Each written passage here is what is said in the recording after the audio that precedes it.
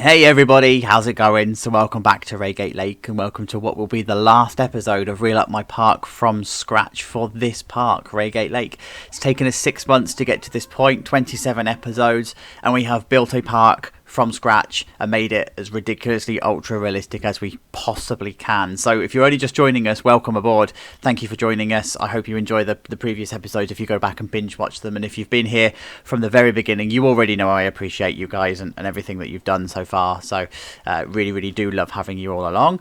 So for those of you that are joining for the first time, Raygate Lake is a UK based theme park. It's very generically themed. It was supposed to have been mid-budget, but I think we've ended up being slightly higher budget, so we're starting to take on the likes of Alton Towers, Thorpe Park, Drayton Manor, that kind of feeling. I think the next project I'm going to do will be of a much smaller, cheaper scale. Quite like the idea of doing a janky park, you know, the one that's sort of like a seaside based park that's just a load of rides thrown into a car park. But I've had so much fun building this park. It's been a real journey for me, especially when dealing with the ultra realistic side of theme parks, you know, being able to build the stuff that you wouldn't normally build in Planet Coaster and just making it all come to life and making it all as it is. So we're going to go on a tour in this episode. I don't know how long this episode is going to be because we're going to be looking around an entire park and the map's full. It's about 1 million pieces. And for those of you that are wondering, about 10 FPS. And I'm running a Power Horse PC as well. Like I'm running an i9 9900 KS. Like it's a proper beast of a machine. And yeah, but the park's on the workshop. You can go and play with it right now. Just make sure that you've got all of the media and everything that you need to make this park work. So I'll put the link in the description below, so have fun with the park there. So here we are, let's go on a tour, shall we? So this is the main entrance plaza. This was the first part that we built. So we've got the car park in the background here that we will show you later. And you've got your tickets and your turnstiles and everything in front. And then if you go down to the right hand side, you end up going towards the hotel. So the first place then we're going to need to go is to grab a ticket. So I won't dwell on all of the stuff, by the way, that we've really done to death in previous tours. I know that, you know, we've done all this in the past, so there's no point like going through everything again. So here's your ticket offices. They're all fully detailed. They've all got inside areas. So if we just go inside, so you can see that they're all fully kitted out as actual office spaces, and then behind you've got desks and everything that live in there as well. So I wanted this to actually feel as much like a real ticket office as humanly possible, right? So that's what we did. So then once you've got your tickets, you end up on the turnstiles. So the turnstiles were very much a hybrid of Thorpe Park and Alton Towers style turnstiles, and this idea of all of this kind of theming, or light, loose theming, giving it a bit more of a grandeur entrance rather than just having a few turnstiles thrown down inside a building.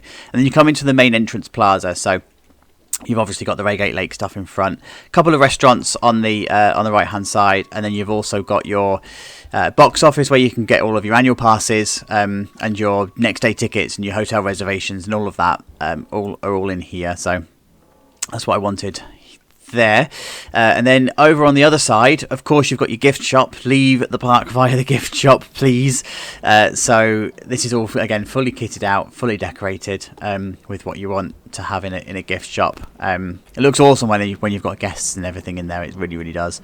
And then you've got guest services. So if you need to come and rent a stroller, or if you need the height bands to say that your kids are tall enough to ride certain rides, or if you need to come and complain, or if you need to give feedback to the park, then this is where you would go. This is guest services.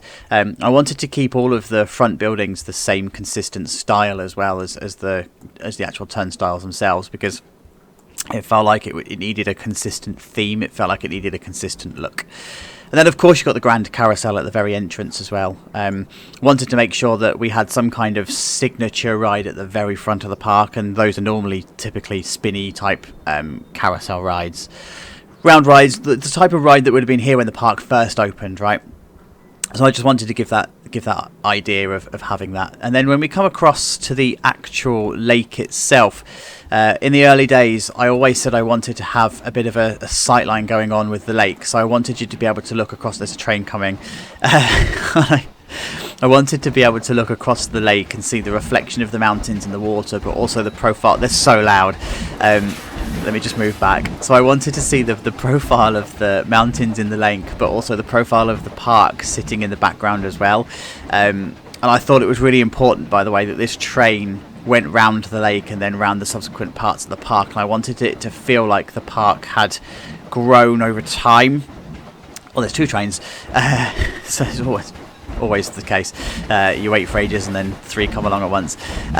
Yeah, so I wanted the railway line to go around the lake, and I wanted the park to feel like it had expanded beyond the railway. And so that's kind of what we managed to achieve with the 3rd phase. So we're going to go over to phase 3 first, actually, because that's the first place we've not actually toured properly from ground level. So we walk alongside the lake here, where you've got all of your duck food and all your typical stuff that you would find around a lake. And then you've got the first railway station. So the railway station would have been here when the park first opened. It would have been one of the very first attractions to actually make this lake an actual attraction. And so it was important that it shared a lot of the oldie-timey British railway theming, the style that would have been used. I tried to make the round signs, but apparently copyright doesn't like that, so I made a copy instead. So it's all squared off instead. And I also wanted this to feel like a plaza area where it had been plonked down, so the queue had to be extended. Before, you would just queue up underneath this canopy and go on the train, but as the park has expanded and they've attracted more visitors in a year, it was important that the queue was then placed down as like on top of the plaza area. So that's the feeling that we were going for here.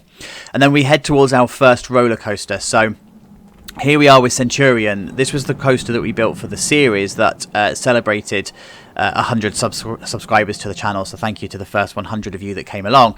You know who you are. So I wanted to celebrate that, and it felt like this coaster would have been placed at the front of the park because this was the only place they really had space left to actually expand into, and they wanted to put a new coaster. So that's why we chose the Eurofighter. They're compact, they're thrilling, and it gave the first element of the actual thing of the sheer drop. So it was an over vertical drop. And so when you look across there's a tree there. When you look across the profile of the actual lake itself, you can just see how that park starts to pan out. And this is really the first time I've started to look at this from peep level. You know, like I've been doing all the designing and everything that way, but it's the first time I've really seen the park in its full glory from the lake, and it looks beautiful. Like, I'm so chuffed with how it's actually turned out. And I like, by the way, how this train skirts alongside the Eurofighter as well. It just works. It just looks as it should, and it feels like the bit that you're about to go into here, the Plaza Area, is a bit of an add-on to the original park. So you come into the actual main Plaza Area here, and then you've just got a couple of stalls and everything that have been put down, and a couple of stuff. So then you come across to the actual ride itself. So the ride station itself is just a corrugated iron ride or steel ride building. It's nothing particularly special. There's no heavy theming or anything. It was just put down. And then of course you've got your ride photos that you would expect. So I reckon we should go for a ride on this one. And guys, just to let you know, some of the POVs I'm going to put at the end of the video. I promise there are no secret spoilers like I did with Titan at the end of this video, but some of the POVs are really long. So the Curse of Drakeford Manor, the railway POVs, they're all going to be at the end of the video. But for all of the roller coasters, I'm going to use previous POVs where the frame rate was slightly better, because I've tried to re-record some of the POVs before doing this commentary, and some of it really didn't turn out very well. It's a bit sickly because it's only 10 FPS and I don't have Cheat Engine to make it any good. So let's just shut up, shall we? Let's just go for a ride on Centurion.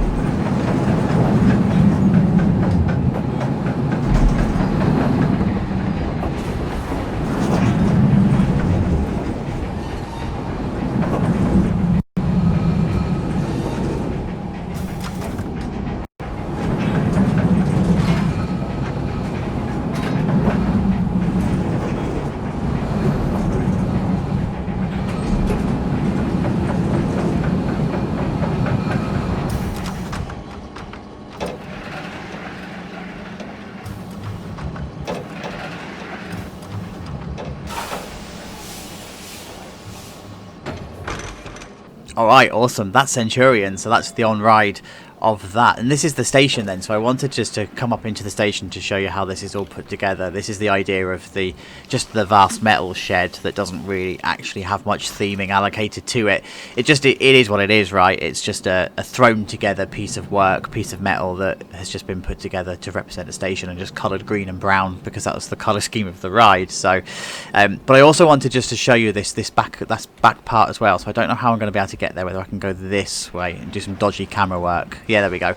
So I just wanted to show you the actual maintenance area as well, because it's important that we built the maintenance areas into this. So you subconsciously take in everything in your surroundings.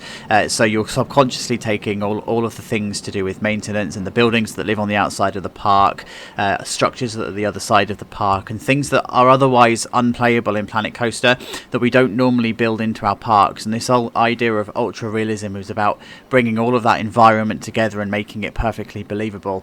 And that's why I wanted to put so much effort into the maintenance areas, and that's why all of the maintenance areas are so kitted out in the way that they are, just because it has to be that believable aspect. You have to believe that you can peer through the window and see into a maintenance area if you were so inclined. And so it was important that they lived on the skyline, and it was important that they looked as if they were actually usable and realistic in the actual game itself. So that's kind of where we're going. If you see any stuttering like that, by the way, just to let you know, the game loads in certain sounds at certain points, and it can only allocate a certain number at a time. And so because of the park being so big, it has to almost like re-render those sounds. I don't know if that's the right phrase, but so every now and again we get stuttering. So anyway, this is the Plaza area, and I'm quite pleased with how this has actually turned out, because this was the first coaster that we built in this area, right? So we wanted to sort of find our feet with the park, and we didn't know what direction the park was going to take or how it was going to feel. And I didn't actually need to come back and do any kind of rework on this. It fitted quite nicely with exactly how I wanted it to feel, even after 27 episodes. So really, really chuffed with how this is like turned out. Especially as it feels like it's just been plonked down. It feels like it's all metal sheds and everything. So this is good. So we're going to walk out then this way, come across the plaza, out by the train track, and then it's just the view of the lake. It still gets me every time I look at it. Now it's finished, it's like, oh, awesome. If you're wondering, by the way, why I'm not walking the queues, it's because I filmed this originally, and it added 25 minutes just doing queue walks, and I thought actually that 25 minutes is probably better saved and better served elsewhere. So they're built into other tours, they're built into the episodes themselves. So if you want to go and do the queue walk, then you can, or of course you could download the park from the Steam Workshop. So it's totally available. So we're going to come walking across this way. So it's the newer area of the park, and unlike the other side of the park where it's more built up, I wanted this side of the lake to be a bit more sparse. I wanted it to feel like everything that we're going into with phase 3 was the most recent additions, and they've actually cleared original land that wasn't used for park space. It might have been used for backstage, it might have been used for whatever. I wanted that feeling of it being cleared to be put in brand new attractions and everything. So that's what we're going for here. There's those two trains again. So and when we come this way, and again you can just see on the sight line all of the rides and everything that are going in the background. Just looks really, really good. I love it. And then again you've got the entire park the other side of the lake, just a different view. Yeah, so we're going to walk in this way, past Gyro and what did we call the plane ride in the end? Wing Pilot. So they dual, remember? So from the sight line, the gyro swing comes up this way as the plane ride comes underneath. It looks really, really awesome. It's like that samurai effect. Really, really like it. So we're going to go across to Curse of Drakeford Manor, which is our indoor shooting ride. So I wanted this again to have that almost like neoclassical kind of feeling to it. So it's based on a building that was just up the road from me. It's a town hall style building, and this was the first time I was able to properly explain how the idea of only build what your guests can see comes into it. So from here you don't actually notice that there's a massive warehouse behind it. If you've watched the episode, you'll see that the warehouse is huge, but from here you don't actually see it that much. In fact, if I come this way, you might just start getting a glimpse of it. There you go, a glimpse of it in the background here, look. So let's actually walk the queue. This is actually better at night, But the idea of the queue is or this ride is it's supposed to be this house stroke museum that you enter, and you come in this way, and it's supposed to be like haunted. So this would be like the original living room, based very much off Jewel at Alton Towers. If you've ever been through the haunted house queue there. And then you come through the bookcase into a great hall, and that great hall is just a massive thing. So this is where Hex from Alton Towers starts to then come into the theme itself. And then afterwards, you come into like a pre-show area where lots of stuff happens. So you are just, again, there's this idea of the warehouse look at the top where you can see the roof and all of the ducts and the AC units and everything. Yeah, so you get like a pre-show in here. So I've used this idea very much from the Wicker Man at Alton Towers, this idea of going into a pre-show before the actual ride. And then you come into the station. And then you go off on your ride. So I'll put the POV of this at the end of the video, because the POV is, I think it's about 5-6 minutes long, so I don't want to put that in here. But it's all custom built, just to give you a bit of a sneak peek as to how it all is put together. Everything's got catwalks, you've got proper maintenance areas, you've got all of the lighting struts and everything, you've got all of the effects, and all of the scenes are built behind dark walls and everything. So just to give you that idea, and you can go ahead and watch the episode on it. It shows you how it's all built. But then when we come out from the exits, using some really bad camera work, you come out from the actual photo kiosk and everything. So this is where you buy your photos, and you exit via the gift shop in here. So it opens up into this awesome gift shop. Turned out actually better than I thought it was going to when I did it. I wanted it to be a bit modern, but also a bit old at the same time, this oldie worldy. And this idea of using multimedia in the shops would have been quite new to the park. So some of the other shops you see don't use this kind of effect. They are just plain shops, and we go into the theory of why that's the case with Project X, which we'll go to later. But yeah, this is the this is the actual gift shop itself. Just your typical gift shop setup, right? There's nothing really particularly special to it, but it just turned out really, really well. And you come out here and you get an awesome view of Titan. You just get this overbanked turn and the lift hill, and then the actual station itself. And then you also get Spellbound. This is Spellbound. This makes me laugh still, because I like cheesy jokes. So they would have just put a ride in here, right, just to fill the space, because it felt like Curse of Drakeford Manor needed some kind of supporting ride. So this is what they put in, and it actually fits quite nicely in with the scene. And then I also put this in because I wanted to force my creativity and go, actually I want Titan to feel like it was fitted into a tighter space than it actually had. So in reality, or in my original plans, this overbanked curve would actually be where Spellbound is now. And then it would come down the side here and it would have more room to breathe, but I wanted Titan to feel like it was actually a bit more squeezed into an area, so that's what I managed to achieve. So then we come past this way then, and we go to Gyro. It's just quite nice and dominating on the actual skyline itself, so love it. And then we come into another plaza area, and this is where you find your typical game stalls and areas that you try to monetize, because you're going to have a lot of people walking through. And then on the sightline in the background, you've just got all of the flat rides that we added, that the park would have put in just to fill some space, because they didn't want to put a coaster. They wanted some kind of cheap installations and everything. And then we come quite nicely to Spyro. So Spyro is the spinning coaster, the marathon spinning coaster, one of the coasters that they would have put into their portfolio because they wanted something different and unique. It's a little bit based on Dragon's Fury at Chessington World of Adventures, in sense of layout and the way that the queue is styled and everything like that. And so there's the actual photo shop, and then we can come up to the station. Now the station itself I wanted to loosely based on Spinball Whizzer, because I quite like how Spinball Whizzer was that Centurion style shed, right? So I just thought it was quite nice actually that we just had this element of a spinning coaster with this shed.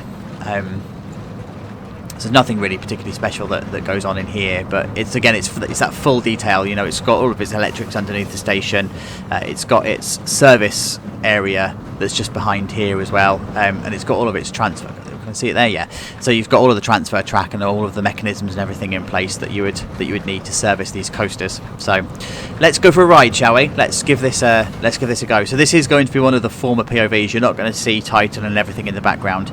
I tried to do this one because it's been so fast, it just becomes sickly. So anyway, let's go for a ride.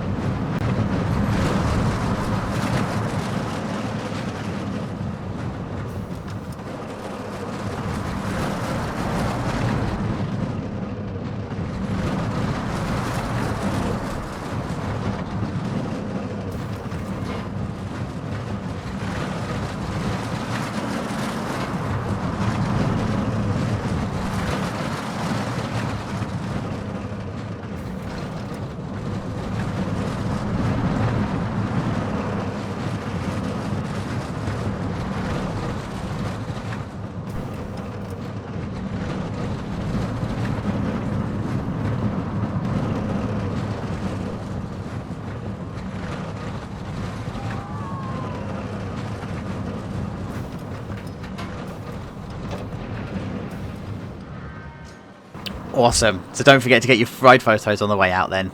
Always past the gift shop, you know how it goes by now.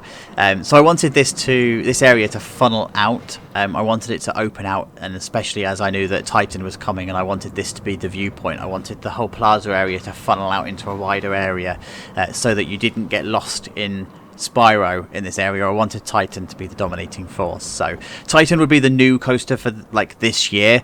It would be their biggest investment to date. It would be the one that they pulled together, and this would be the start of the park becoming a higher budget park. You know, this is the first time they would have spent a lot of money on a roller coaster, and that's why everything is really simple in terms of design for Titan. Like the station's a simple design, the gift shop is a simple design, but the actual coaster itself would have been where the expense was made.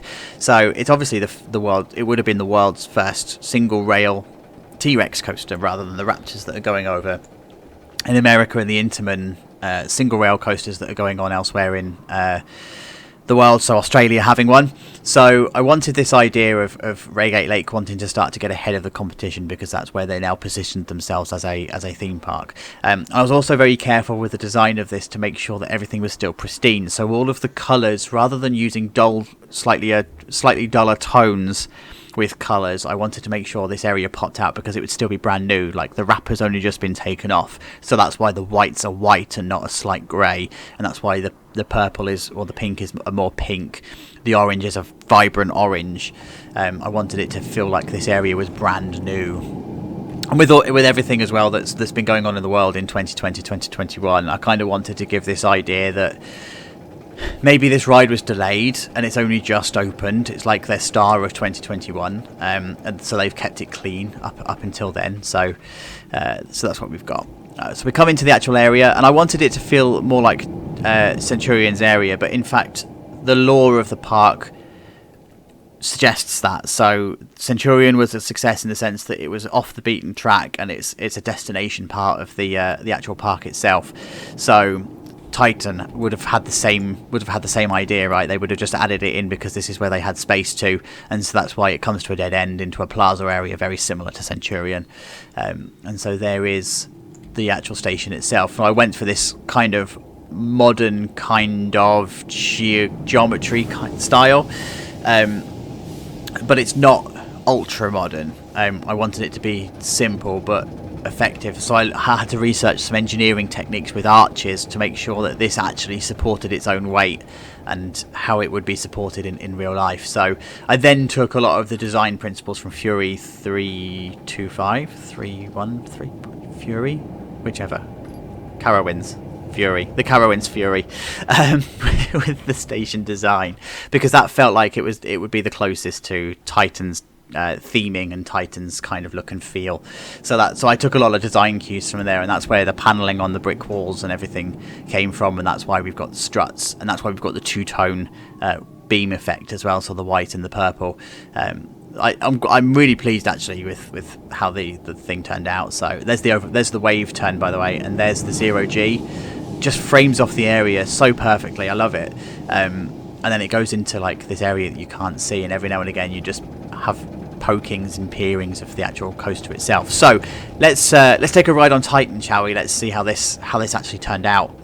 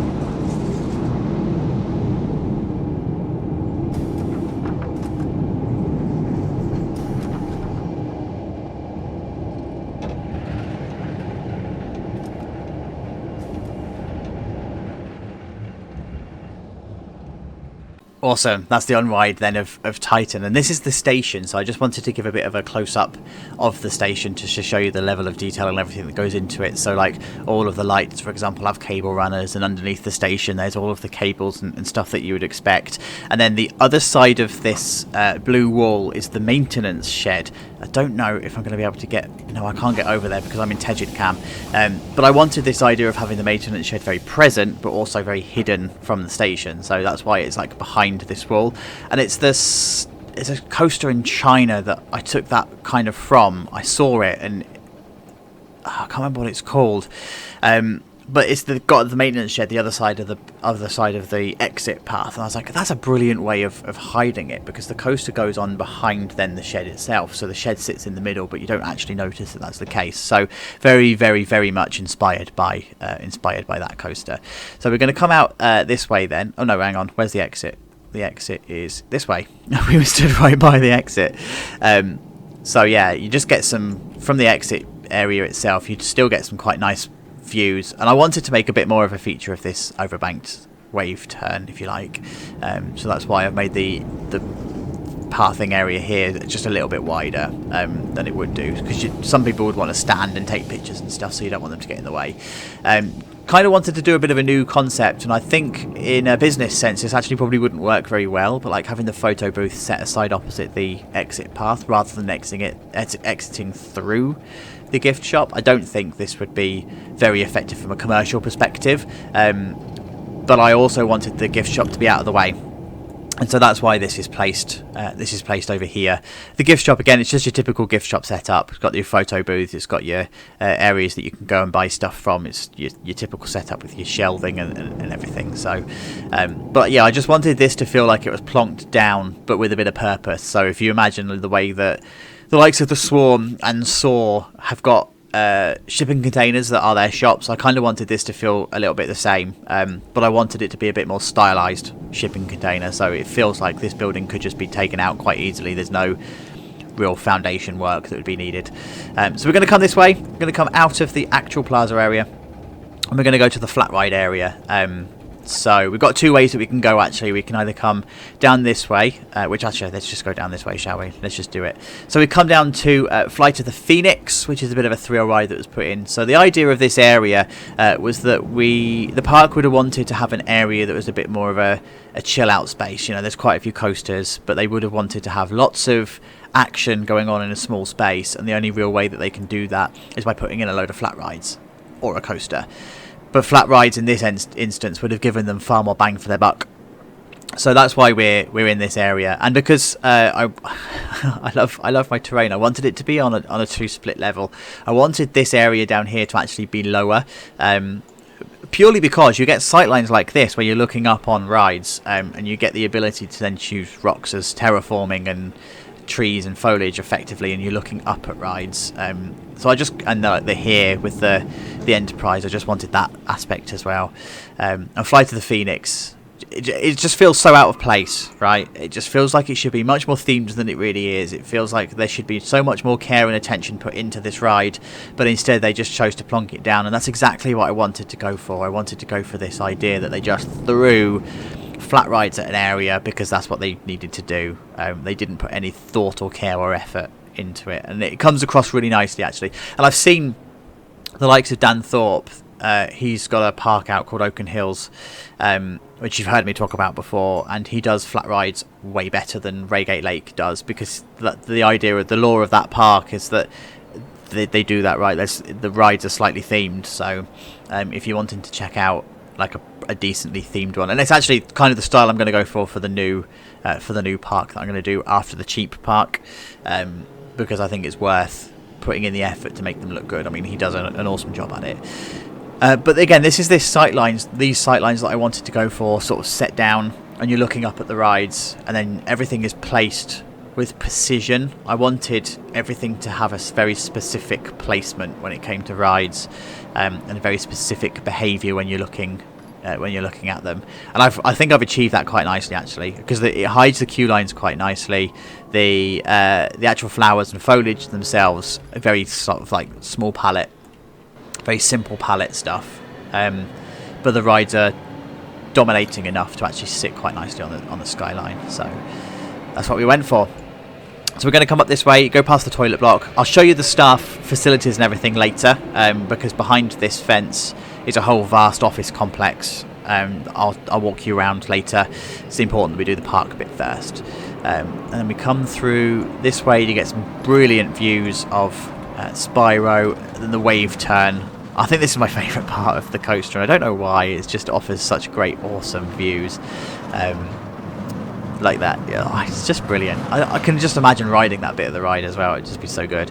Past our top spin with, again, that really like weird feeling theme. Like, why have we got this wooden fence when nowhere else uses it? Like, it's just this idea that they just thrown this in because they could. Coming to a plaza area, so I wanted this bit to feel like it was probably something beforehand. There was probably something here originally. There might have been a kiddie coaster, or there might have been some other attractions or some kind of show or something like that, and they've ended up actually just concreting over this plaza area and making it feel a bit out of place. And then they've stuck in the drop tower that's behind here, power tower. They've just stuck that in, so this whole plaza area would have come around here, and it would have been much wider than it actually is. And they just sort of like concreted it over and gone, yeah, call it done. You know, it's as it is. And then we come over to this way, which is when we're going to start coming into Daredevil Rapids. So here we go, Daredevil Rapids. So again, this is another one of those afterthought additions that they would have had. The park would have been expanding, and they thought, actually, let's just put something in this way.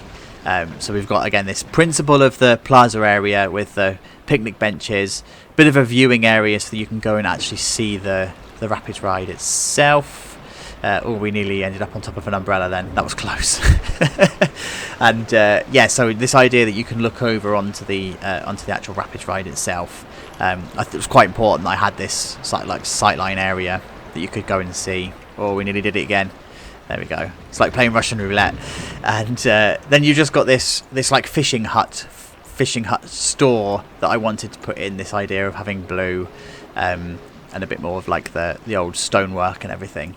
And then over here you've got the queue line, very, very much stolen from Canada's Wonderland. I love how the Rapids ride there is put together in this aspect, that the exit path and the entrance path are pretty much next to each other, and it winds itself way through the forest. sort of almost like building anticipation, because you're just in amongst the greenery and the cattle pennery. Cattle pennery, that's a new word. And then we're going to come into the actual station. So I wanted the station to be as realistic as I possibly could. So if you've watched the episode, you'll already know that we started to talk about the principles of how you move water around from a low point to a high point, and how the pumps and everything would work, and the sort of maintenance areas that you've got. And we've got a reservoir that lives behind the trees that's very well hidden. All of that sort of stuff that came into effect. And this is also a round station as well, so I've managed to make the actual game itself behave as if it's got a round station, just without it actually moving. So that was quite important that I did that. It felt like that needed to be like that for authenticity, to make it actually believable as a Rapids ride. So I'm going to put the POV of this actually after the video, so it's going to go alongside with the train and Curse of Drakeford Manor, because again the POV is going to be quite long. So I'm going to walk back down this way, back down the exit path. There we go. Cool. So we're back into the plaza. You can see Power Tower on the top here, and we're going to head around to Tapio. Yeah, Tapio. So from this plaza area, then you can start to see that this is a more built-up area of the park starting to come to life, and it's very much inspired on the Hershey Park entrance. I wanted this idea of having a ramp one side and the steps the other side, and going up a bit of a steeper hill, but a taller hill. And Tapio would have been put in because it goes along the actual terrain line quite nicely. So it comes out of the station into a lift hill and then goes through an out and back kind of layout. And this would have been put together because, as an Intamin prefab, they would have purchased the actual ride itself to be quite cheap, and they would have chosen the prefab because it cuts the costs down and you get much more thrill for your money, rather than having to build a wooden coaster on site as you would traditionally. It's all done in a factory, shipped on site, put together, and that way you can keep your costs down. Tapio then was built as our 250 subscriber special, so that was my thank you to 250 of you, and my promise for 1,000 subscribers still stands. So let's actually, from here, let's go for a ride before we look at the hill, so you can see what Tapio is actually about, and then we'll go and look at the details of this hill. So let's go do that.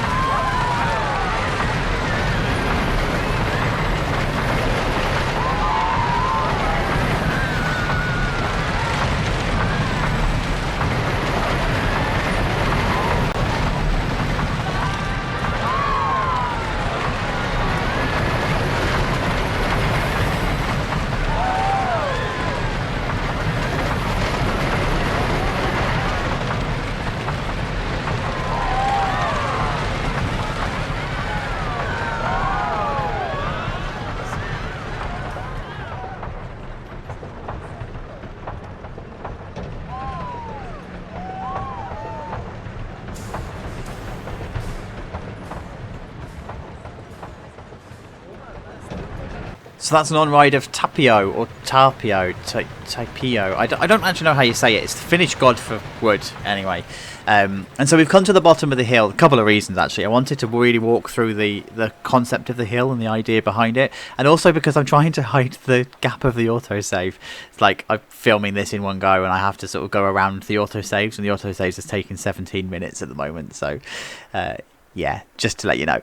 So this is the actual plaza area. So I don't really know which way round to go, actually. I don't know whether to go round this way and show you the booster bikes, or go up to Project X. I think we should just go up the hill, right? That's kind of where we're sitting. So like I said before, the concept of this is all around the Hershey Park entrance, because I loved just how it's so built up on either side. It goes up the hill, and you've always got a sight line that goes up the hill, and it's really clean in the sense that one side you've got steps, the other side you've got a ramp.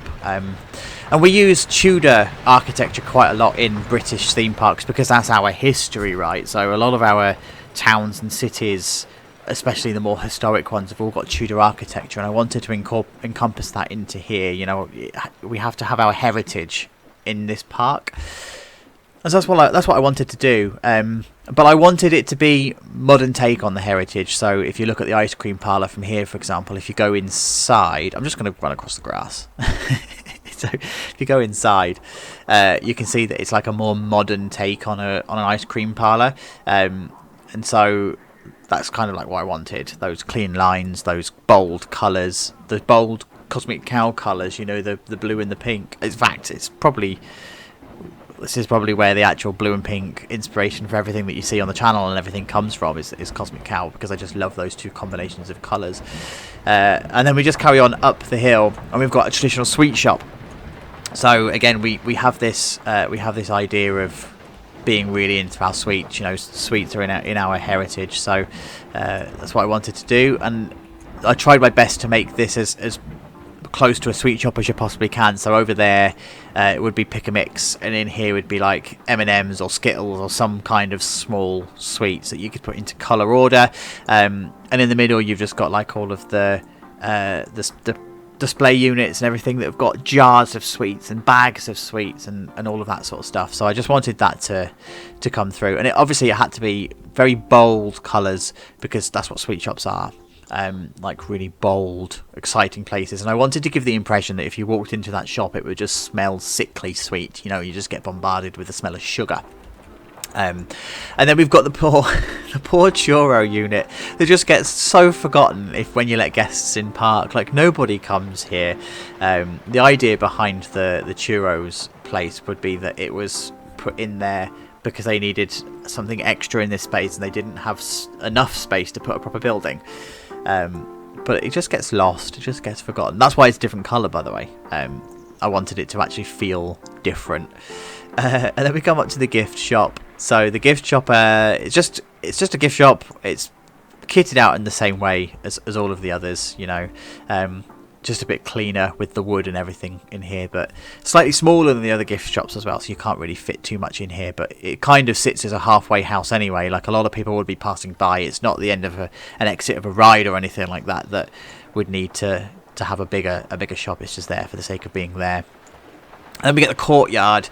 Love how the courtyard's turned out. Again, this is very much stolen from Hershey Park, like unashamedly. This idea that you get to the top and there's a courtyard where you can go and grab some food and stuff. And I wanted this to be a bit more of a grab-and-go style buffet, maybe buffet. But ultimately, I wanted something at the top of the hill to hide Tapio in the background. And I wanted to obscure the view of the lift hill and the actual ride itself. Like, I wanted Tapio to be a bit of an enigma, a bit of a mystery to the rest of the park, and actually it's worked out really nicely because you've got your tri-storm here that bumps over a hill, so it, like, Tapio sits on the sight line here. So if this ride wasn't here, you'd be able to see the brake run and everything, so that hides it nicely there. And then Courtyard hides the lift hill in the first drop, but when you look back at the episode, I kind of explained this in a bit more detail. I wanted to accent the top of the lift hill and the first drop, so it just pokes over the top. You just see it, but not too much. And here's a train now. It's good timing. So this is exactly. I just wanted it just to be there, noticeable, but you could miss it at the same time. Bit of intrigue and mystery. And then Courtyard itself. It's just an open plan food unit. You know, you just go up and grab a drink or grab a pizza or whatever it is else we're selling. Mexican, I think. Yeah, Mexican. And it's just that idea of, again, that Tudor architecture that I wanted to include. So it comes out quite nicely. And then just coming back down the hill slightly, back down to Tapio itself. So I wanted the queue line to run alongside this drop out of the station, so that's what I managed to do. And actually it manages to hide the transition of the hill quite nicely. So whereas this is quite a nice smooth upward incline up the hill, there's actually a bit of a stark change in terrain. And the queue line being in its place just along here. All right, love, I get it. Just the queue line coming along the side here just creates a bit of a break point, so it's not so stark, it's not so obvious. But then you look up at the actual station itself, and then you do have your photo booth that's at the end of the station, at the exit of the ride. Just your normal, typical photo booth, right? So. And the CCL Roman numerals 250. So I just wanted to put a bit of an homage in there to say thank you to the 250 subscribers. And yes, of course, 1,000 this gets RMC'd. So you know what to do. We're going to walk up this way. We're going to go towards Project X. And this is another thing actually that I really wanted to poke over the top of the trees. And I love how Raptor at Gardaland does it. Raptor at Gardaland is hidden from sight from all round, even though it's quite obvious. And the only real things that you see of Raptor is the top of the lift hill, the first drop and the first turnaround. The rest is all within a compound. I just loved how that sat on the skyline, and I wanted to replicate that as much as I possibly could. And so just like Tapio that peeks over the top of the trees, top of the building, Project X peeks over the top of the trees, and I've managed to achieve that really, really nicely. So I really like how that's come about. So we go past Storm. So the queue line just wraps around the back, and it's not very inspired of a queue line, so it's all good. But Storm itself fits quite nicely at the top of the hill, and then we come around this way. You do get some awesome views of the actual rest of the park poking through from this point, and then you can look back and see the rest of the profile on the sightline. It's like the drop tower is there. You can see the Screaming Swing, and you can see Phoenix, Rise of the Phoenix. Rise of the Phoenix is what I called it. So we come back this way, and because this is a bit of a dead area, I didn't want to overload it with shops and buildings and everything. I wanted it to be a bit more natural, and so that's why we've got all of the vending machines and everything along here. But then it opens out into... I just love this view still. It just opens out into the factory, and so the story, if you haven't watched the episode, the story behind this entire ride is that it's thrown together as a theme. So it would be a secret military testing facility where they're testing on people and doing these scientific experiments, and they've kitted out an old factory to do that, and then they've also built a modern extension to it, which is where they do all of the testing and keep all the specimens and everything. And so that was like the theme that I wanted to go for, but at the same time I wanted it to be a wing coaster, and I wanted them to mash together these two themes that aren't compatible. So the idea is that they're going to be doing all of these experiments, and something has gone wrong, and you now need to escape, and the only way you can escape is via an airstrip or an airfield, which is why you're on a plane or why you're flying. It makes no sense, right? But it's not supposed to. That's the idea, and the whole thing is called Project X.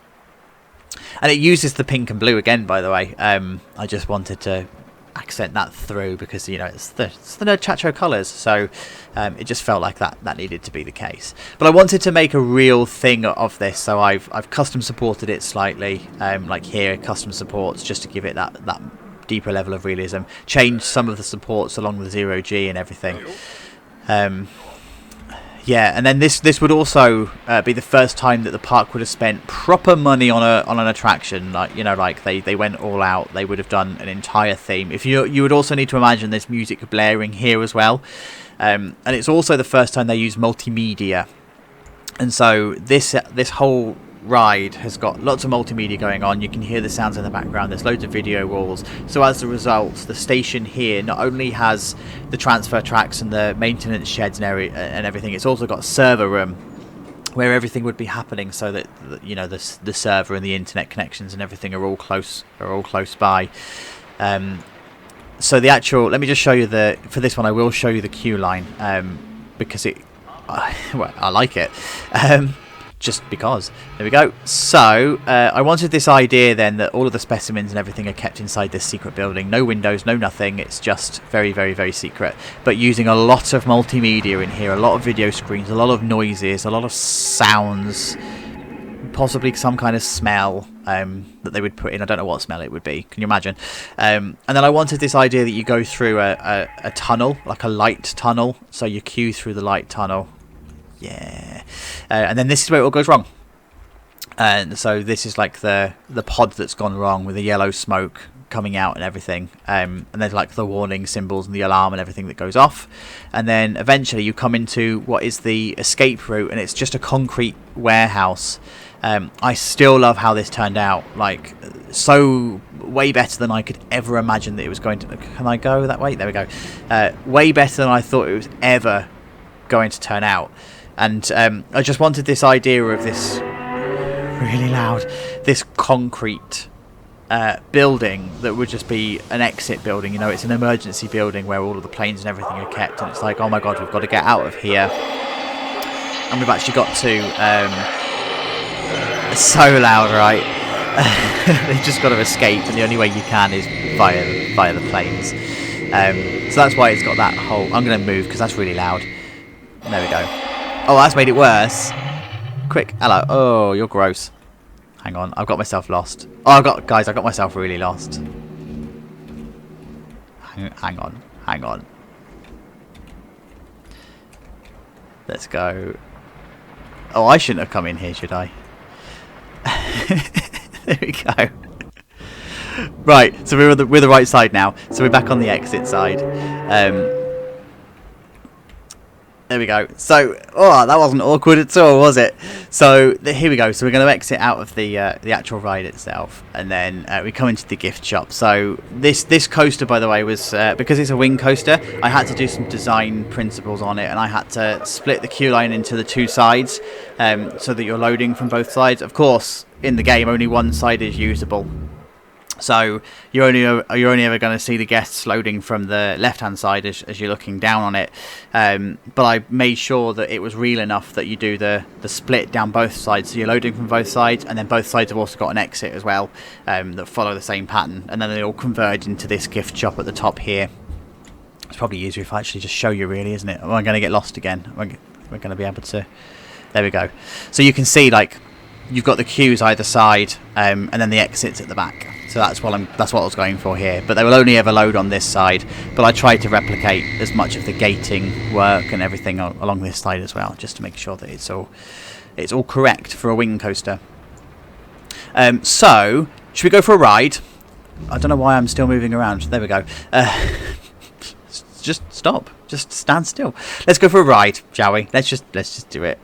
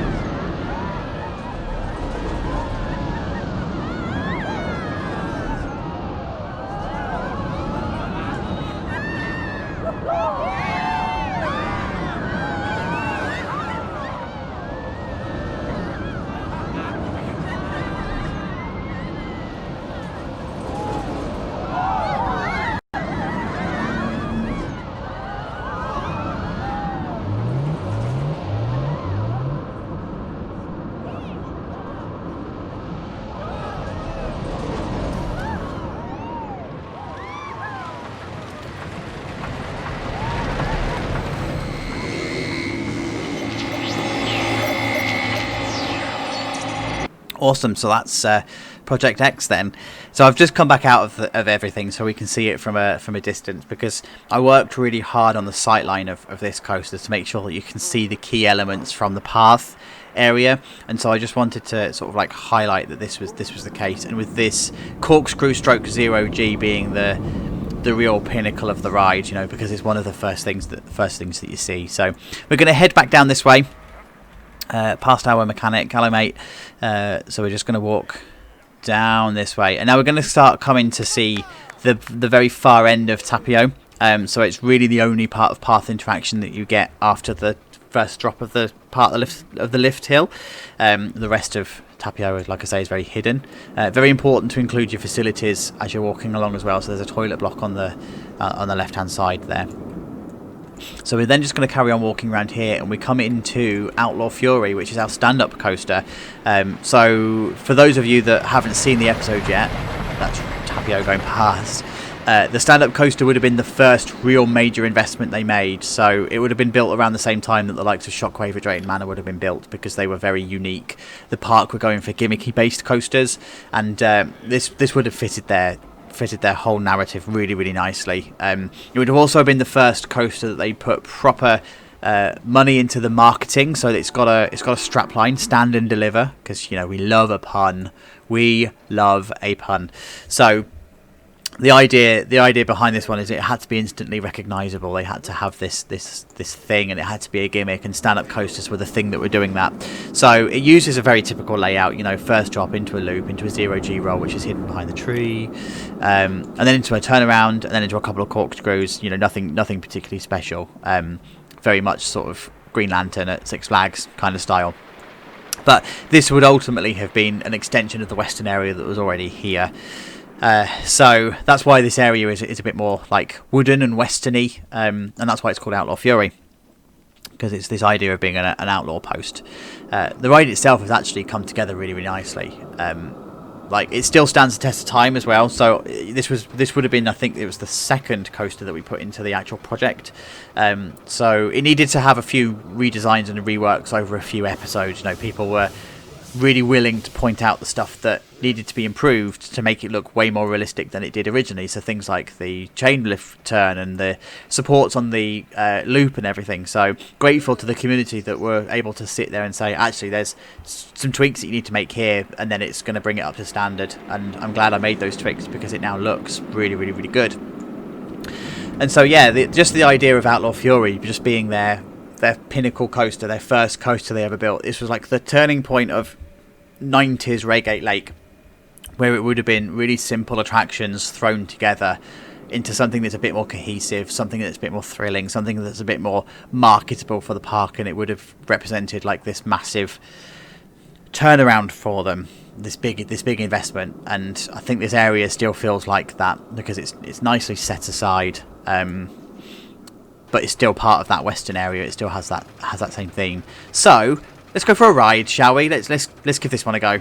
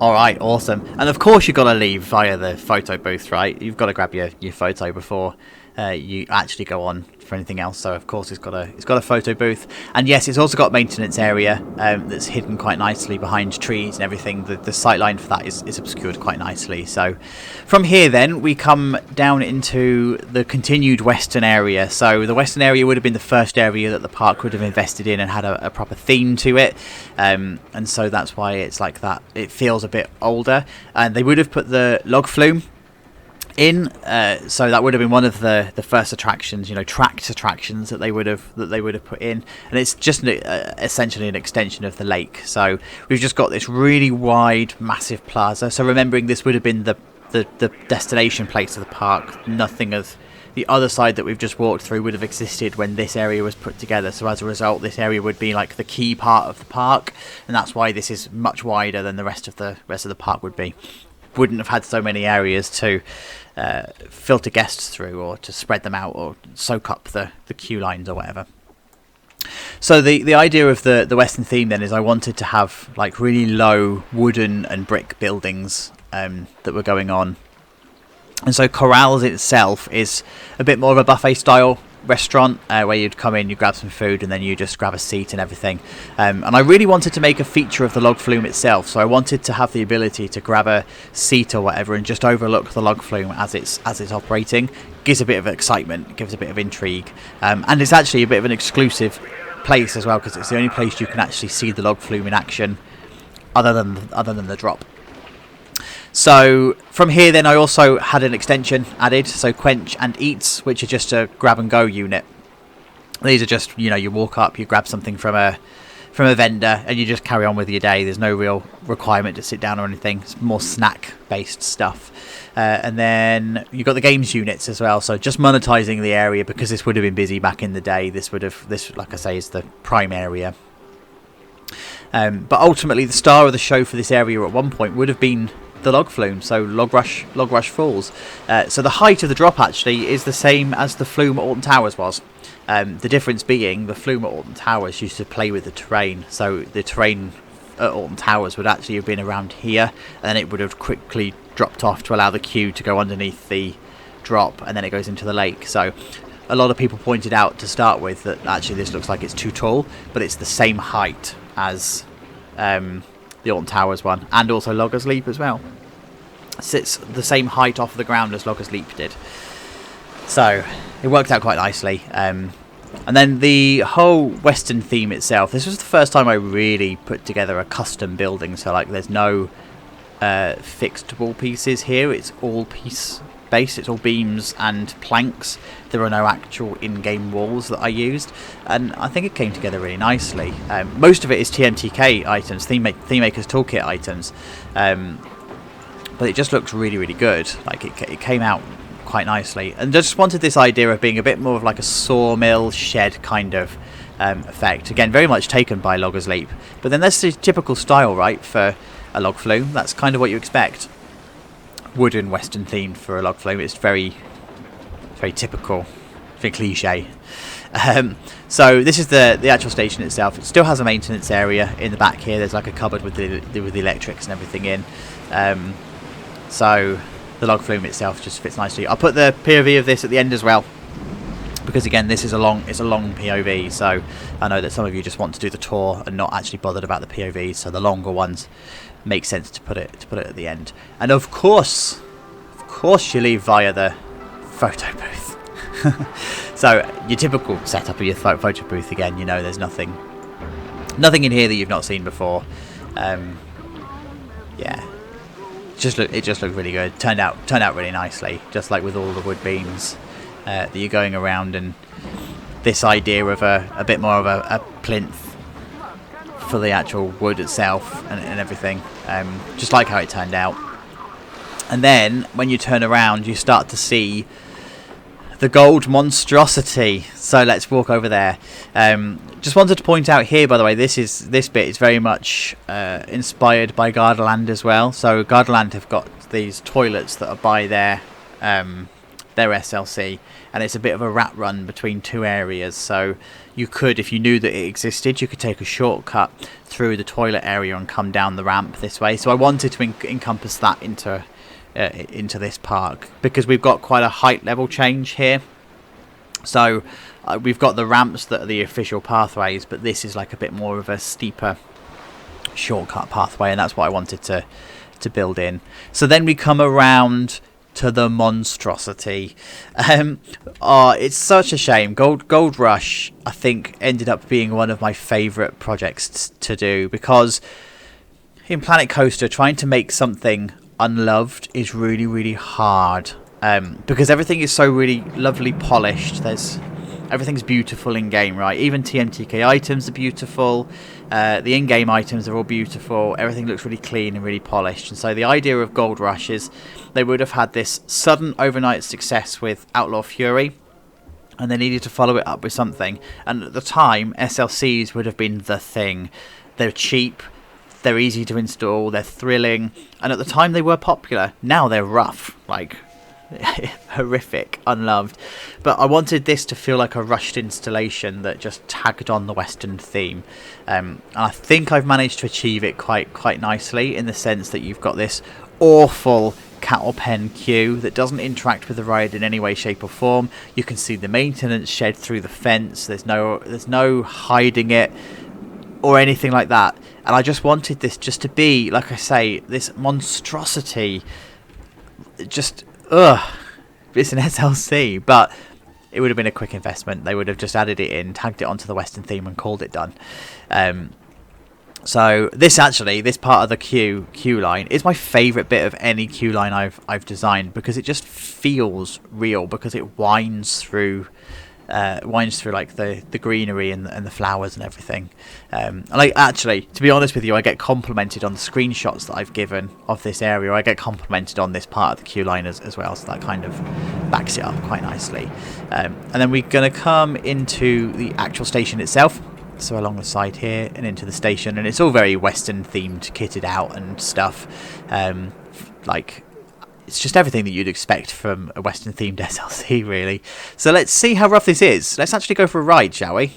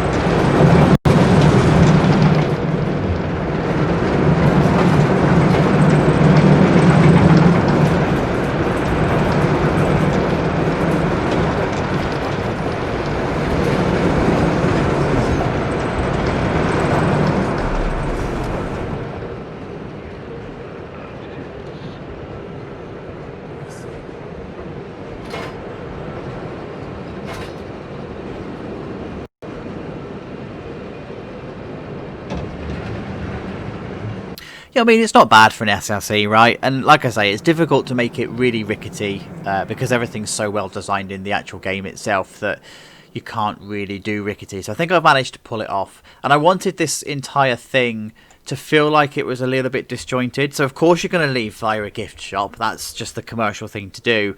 But it doesn't really make sense logically that this gift shop is the other side of the ride. You'd think that this would be placed at the front side, right, where you've got the main key area where you'd expect people to congregate and to go and buy things. But I wanted this to feel like Outlaw Fury was the overnight success, and this was like that rushed installation that they would have made, and I think I managed to pull that off quite nicely. And I also, whilst I was there, wanted to make sense of this whole area as well. So we had this train station that's the other side of the lake, so remembering the train would have been here right from the very beginning, and so this Plaza area would also have been here as well.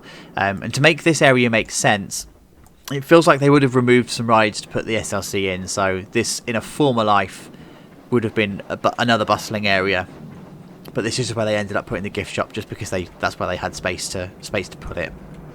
And then from this side, you also get some really, really good views of Outlaw Fury as well. And the actual building design is very much loosely based on some of the western buildings that are in Gardaland. I love the architecture of that whole western area. So it's just the idea of wooden fronts and jutty out pieces and overhanging roofs and everything. So that's kind of what I've managed to achieve here. And of course, you get an amazing view of the cattle pen queue because it's the best part of the ride.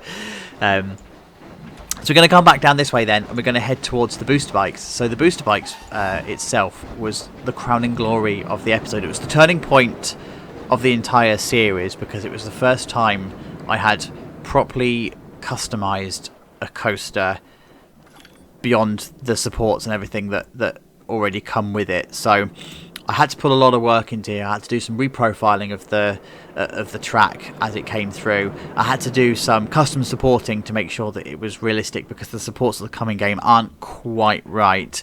So I just had to do some custom supporting around. Had to do some research into elements. So like this horseshoe turn gives a gut feeling of no, that's not actually realistic. But when you look at the design principles of booster bikes, this is an actual design principle. It's just we've never seen it in the booster bikes ones that we've got in the world. So there's no real life precedent set, but it's in the design specification documents.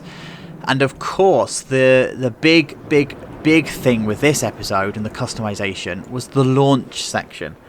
By far took the longest to customize than any of the other coasters that I've built, probably combined, because I had to start from scratch. So I had to start with just a track section. I had to put all of the custom supports in. I had to put the concrete padding in. I had to put all of the stone and the gravel. I had to build the actual shed itself that houses all of the launch mechanisms, you know, the hydraulics and everything.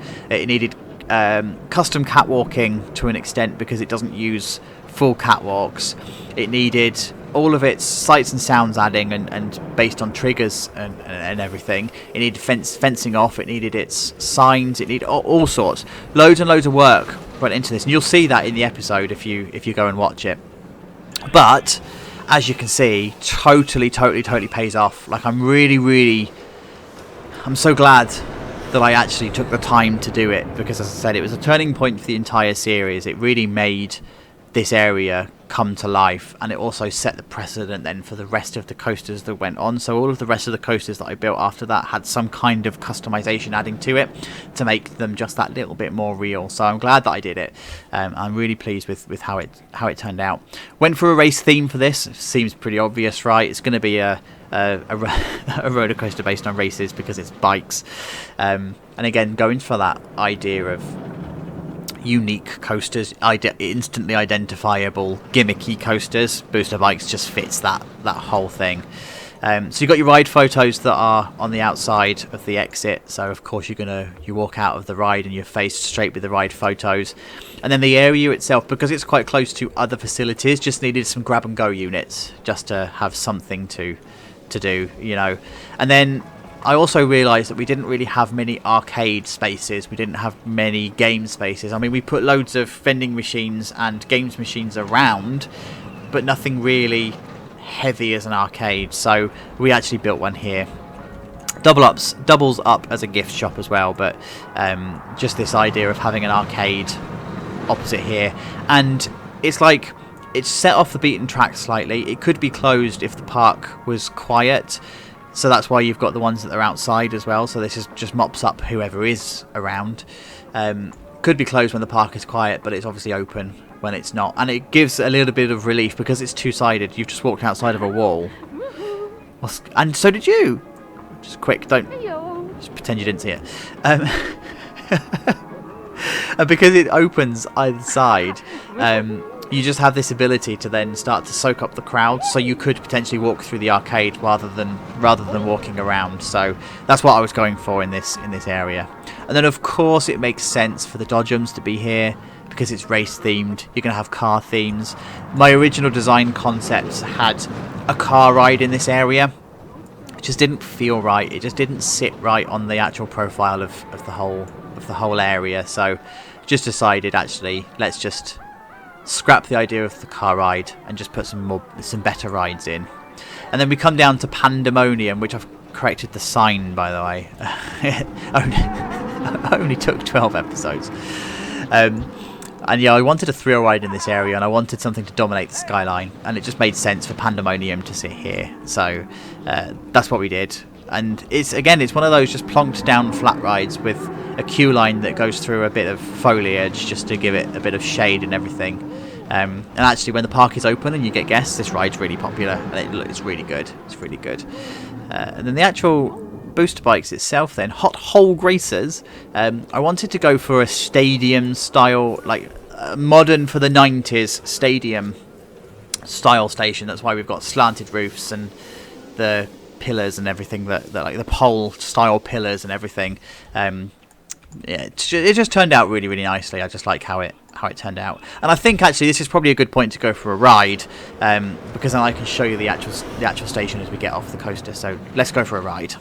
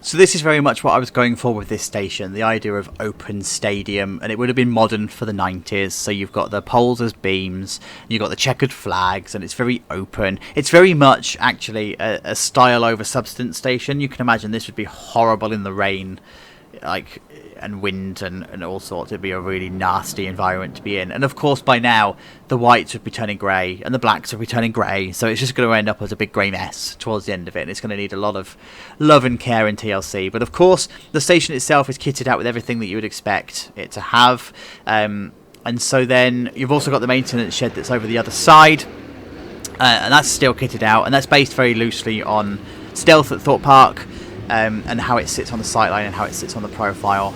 I just wanted to show you this.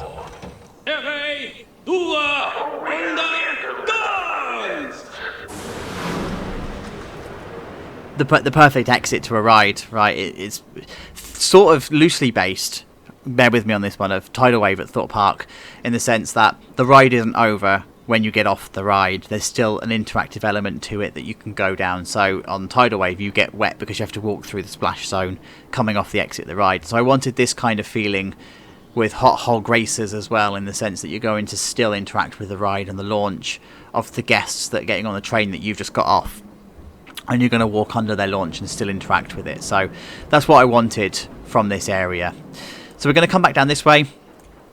And of course you're going to be greeted with the photo shop in front of you, and then we're going to walk past Pandemonium, that's no longer called Pandemonium, to the area of the park that would have been the original area when Raygate Lake started to expand. So this is the area that sits just opposite the lakeside. It contains all of the rides that you would expect to have seen in the 80s. And it's a really noisy area because all of the rides are old, they're rickety, they're falling apart, they're possibly a little bit unloved, and more so when it comes to the actual junior coaster itself. So the junior coaster that we've got here is a coaster that would have been their first ever roller coaster they put in, and they would have made it a family kiddie style coaster because that's the profile of person that would have visited the park back in the 80s. But the actual coaster itself may have had a few facelifts over time. You know, the station is probably slightly different to how it was. It hasn't been updated in terms of technology, so it's now rickety, it's shaky, it's probably still using the same chassis on the trains that it did before, and that's what I wanted in this area. I wanted it to feel like it was old. And then you've also got the teacups, because it's a classic ride. You would expect to see a teacups in an old style lakeside park that was a family park at the time. A couple of games units that would have been added in just for the sake of adding it in, and then of course you wanted something to show off the beauty of the surrounding area and the lake itself, so view would have been added, and it was added in the very centre of the park so that it dominated the skyline from the entrance. It was like a landmark. You knew if you needed to get to the centre of the park for any reason, then you just followed the view, the sightline of where view is, and so that's why that's positioned where it actually is. You get some great views of the log flume over here, over the other side, and then of course we've got the more recent style editions of the food places and everything. So over here we've got a shop called Footlongs. So this would have been added because we would have opened a pathway that goes over the lake to where Titan and everything is. So this is a much more modern style unit with its bright pink, or it's pastel pink style frontage, and it just looks a little bit cleaner and a little bit newer. Same principle as to what I did with Titan to make that look brand new. But of course the actual area itself would have had the original restaurant, and so I wanted this original restaurant to be based on the one that very similar to Canada Wonderland. And I wanted it to be a bit more of an Art Deco affair. I wanted it to feel like it was probably from the 70s or 80s, when the actual whole lake was here, and the whole purpose of coming here would have been to grab something to eat and sit by the lake. And so I wanted there to be a patio plaza out the front, and then out the back you've got like a pier, almost like a seating area. So inside here it's pretty much like a standard fast food restaurant right now. It's been kitted out with all of the modern facilities and the modern amenities that you need for an actual restaurant. Looks like a burger restaurant more than anything else, really, doesn't it? But then you can come out and sit on the decking on the patio, and you can sit beside the lake, and you can just sort of chill out and look across the park. And I did promise in other episodes that we were going to see the view from the other side, so the full park is now in swing. It's now in session. So I mean, we've seen this view before in the past. You know, looking back at all of the rides and everything that you get views of as you're eating. So it's really important that I kept the authenticity of this area to be from the 70s and 80s, but with a bit more of a modern twist. So maybe a few licks of paint here and there have happened, and then you've got all of your classic rides that you'd expect to find in this area. So balloons and teacups, as we've already mentioned. So coming back over to the junior coaster, let's talk about this a little bit more. So and go for a ride. So the junior coaster, then, like I say, it was put down as the first ever coaster that they did. Touched up a couple of times throughout the year, but it's still actually existing from the 80s, and it's now become one of those classics that the park just can't get rid of. The space that it takes up doesn't really lend itself to anything new. You couldn't really put a flat ride in there because you'd need space for queue, so they just kept it because it's a classic. So let's go ahead and give it a ride, shall we? Actually, let's go for it.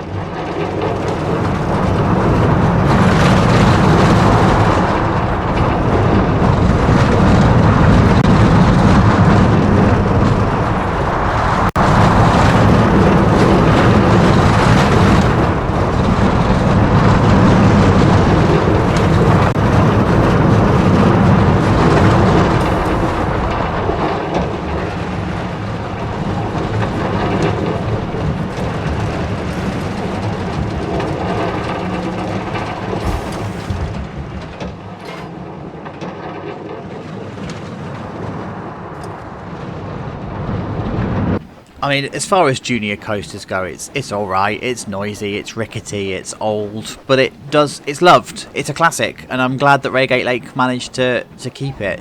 And of course, you're going to leave via buying a photo. I mean, what else would you do? So let's carry on our tour, and we're going to go this way, out of the noisy area. So you get some awesome views of the SLC as you're walking down this way, and of course you've got your railway that's coming along here, so make sure you're looking before you cross, because otherwise you're going to get taken out by the railway. So let's just let that pass, get some awesome views. There we go.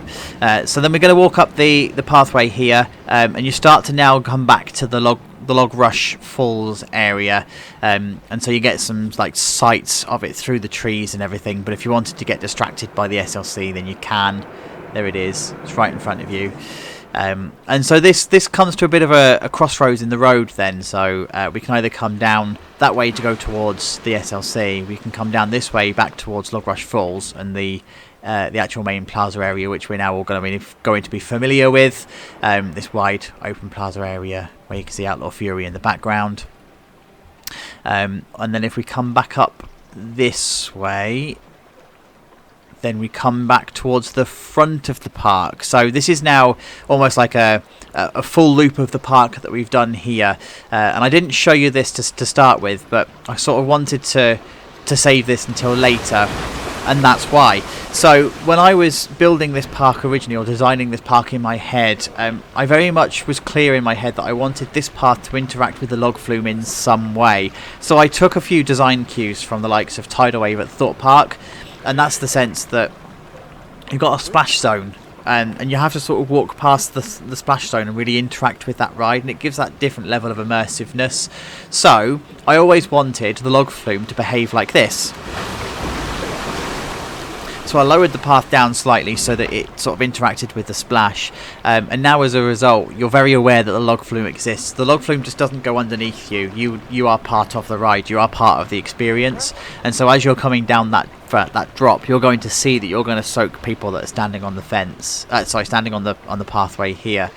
So I definitely wanted to include that in the whole park design. And then we come across here, so you can grab yourself an ice cream or whatever from a vendor that's closed, but grab yourself an ice cream. Or we can come down into the front area of the park.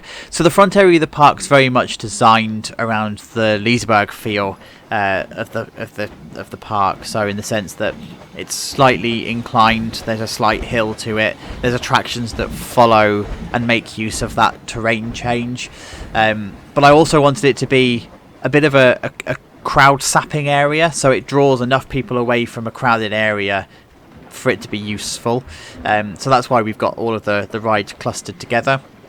So we've got the star, which I like how it just sits there, just so nice. And then we've got a break dance over here, so break speed, and this is another example of me using the train as effectively as I possibly can, in the sense that the actual break dances in Planet Coaster are a little bit weirdly shaped because they're on an angle and they're really tall, and you can sort of hide that ugliness by having the terrain that lifts up towards it, and the eye line continues up along that same plane, and then you just put foliage and everything in front just to hide the fact that it's a little bit ugly behind, and then just cap off all of your pathways with rocks or brickwork or whatever you want to put on there. And then the chair swing itself, so I stole this idea very much from Liseberg. Their chair swing has this same effect. The path goes up and around, and it goes up a terrain change, but the actual chair swing itself is on a level. So like the train goes up around it, and then they just hide that train change by using flowers and everything. So I just wanted this feeling. I wanted that Liseberg chair swing feeling here as well, and I think I've managed to achieve it quite nicely. I'm really chuffed with how this turns out. And again, these were the first areas of the park that we built, so we didn't know what the park identity was at the time. And it actually, when you go back and revisit it, it works out really nicely. It gives the right idea, it gives the right feeling, I think. So, and then again, just using the terrain as a bit of variation, the train drops away here, and then Dolgs, as it's called, sits flat. So it gives just that variation of sight. It makes it a little bit more interesting to look at.